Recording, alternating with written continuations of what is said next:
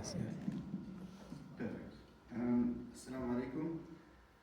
Bismillah, alhamdulillah, wa salatu wa salam ala rasulillah. My name is Mohammed, and I'm the Imam of Windsor Mosque. I just recently moved to Windsor. I'm not actually here to present anything about the Islamic view of end of life. I think my sister Olfat has ever so beautifully and comprehensively explained everything about that. But I've been taking notes, almost from every speaker who presented.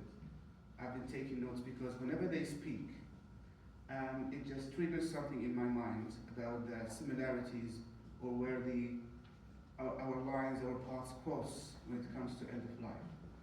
So, if I may just recite a verse from the Quran, which I think summarizes everything that at least the Jewish and the Christian faith share with Islam, and I think there's also some similarities with Hinduism and Sikhism.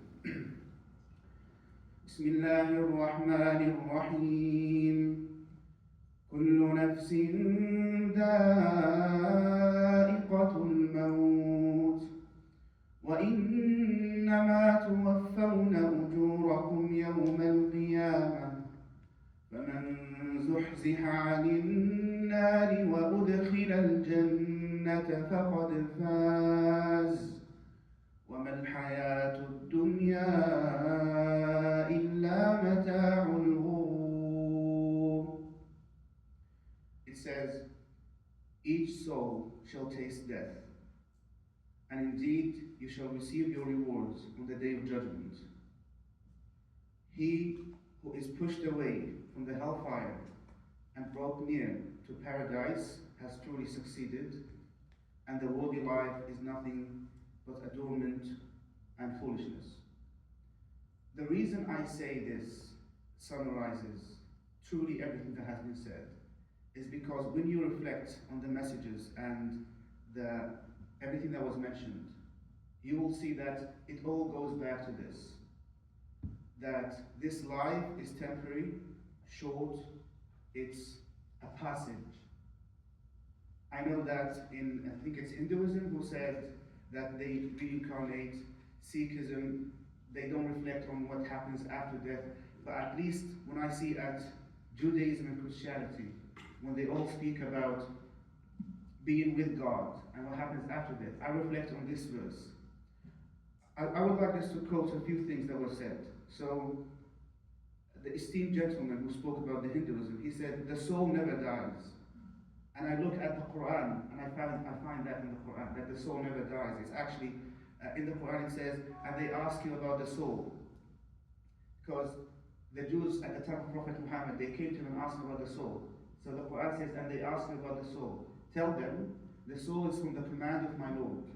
So in our belief, that the true nature and the reality of the soul is something that we can never comprehend, because it is from God. And God had kept it a mystery to us, that what is the soul. But it never dies. It basically is deposited into your body, and then it's taken away to go back to God, the one who created it in the first place. That's all that we know about the soul. So when he says the soul never dies, it just clicked with me, it resonated with me that we believe in the same thing. Also, he said death is viewed as passage, not conclusion. And that is exactly what we believe in. This is what it says, each soul shall taste death, and you will receive your rewards on the day of judgment. The soul is deposited into your body, then it's taken away to go into the day of judgment, into the hereafter, the afterlife, in which you will be held accountable to your actions. You are put in this world to do good and abstain from evil. Those who did good will be rewarded. Those who did otherwise may be forgiven and may be punished. That's the idea. So it's not the end. It's just a passage. So it resonated with me as well. Also, it says, returning my soul for me, and one day you will take it back.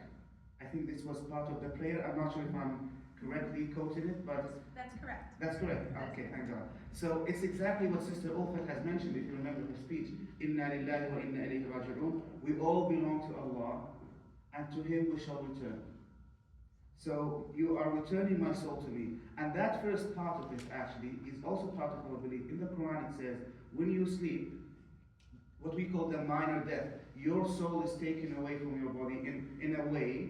You believe in the same thing? The same Yeah, so it always resonates with me how similar our faiths can be, especially between the three Abrahamic religions, not excluding the other faiths, but I'm seeing the similarities much higher in this group. So we believe that sleep is kind of a type of death, that's a minor death, and your soul is returned to you when you wake up. Last September, I had the privilege of meeting Rabbi and Graham, Professor Norman, and we spoke about this subject amongst many others. And I was really surprised to learn about the end-of-life rituals, the ceremonies that we perform, is identical to the Jewish faith. We have a holy washing, if you may call it. We have certain rituals when it comes to burial, and we share their beliefs that when you bury somebody, the body shall touch the dirt or the ground. There should be no barrier between them. I know that currently practiced laws mandate the cement and the box and everything, but at least the roots of our beliefs are the same. So it just indicates to you that when you look at the bridges that connect you, it overwhelms those that push you away from each other. I'm not saying we don't have differences. For sure we do. Otherwise we'd be in one religion. We have differences, we have disagreements, we can debate them, but we also need to take into account those that we have in common with each other, with one another, so we can understand one another more clearly and just drop all the preconceived notions and the misconceptions and go into such meetings and such symposiums with a clear heart that just wants to learn, not wants to criticize. Something that just wants to understand the other.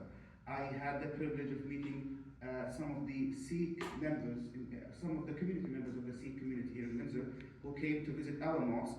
And when I spoke to them, I was surprised to learn that the roots of their faith share some of the roots of Islam. In fact, one of the founders, and correct me if I'm mistaken, one of the founders went to Mecca at some point. So, and I don't know if he was a Muslim or he had some relations with the Muslims in India, but there were some joint roots and relationships about 500 or 600 years ago. So to learn that, and to see he said, we don't drink alcohol. We don't drink alcohol. I don't know about the We drink alcohol. You drink alcohol. But we don't eat pork, right? But we are not to get drunk. Oh. Only, a sip. Yeah, okay. Yeah. In any case, so we don't eat pork, we don't drink alcohol, we have common rituals when it comes to burials, we share with Christianity the same belief, and this is very enlightening what I read in her presentation. There is a state where the soul is purified prior to entering heaven. And Prophet Muhammad, peace be upon him, tells us exactly the same thing. On the day of judgment, those who are decreed to enter heaven, prior to entering heaven, she says the souls, we believe that the body will enter heaven as well, but in any case, there is a state called in Arabic al-Qantara, in which our hearts will be purified, so that if there is any conflict, if I had a problem with Brother Amir, his beard, I didn't like it, whatever the reason is. So whatever hatred, conflict, detest, whatever you had in this life, prior to entering heaven, everything will be washed away. So you enter heaven pure, clean, and everyone is in love and harmony with everyone else. So to learn that actually the Christian faith have the same thing, it's quite enlightening. So I'm very grateful and thankful for the invitation. I'm very grateful to Allah, may He be glorified, for enabling me to attend such an event so I can learn about others, to see the bridges that connect us, and to understand others much more. And I hope if you have any interest in learning more about our religion, you can reach out at any time. We'll be more than happy to meet and speak and just understand each other's faith, and that way the biases and the preconceived notions will not stand when facing the truth and the sound of peace, inshallah. Thank you, and may God bless you all.